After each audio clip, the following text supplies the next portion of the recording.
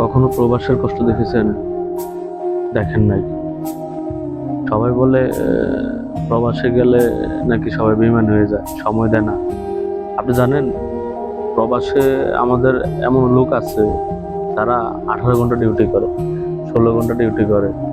বেচারা খবর নিতে দূরের কথা, ঠিক মতো খাওয়ার সময়টাও পায় না। এমনও অনেক ছেলেপেলে আছে যারা নিজের কাপড়টাই ধুইয়া পরে নাই। তারা এখন সবকিছু কইরা চলতেছে।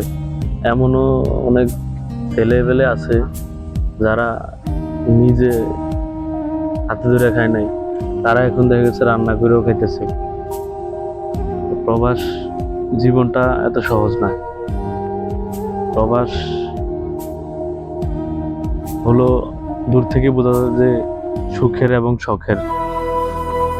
যখন প্রবাসী হয়ে উঠবেন তখনই বুঝতে পারবেন যে আসলে মূল প্রবাসী কাকে বলে।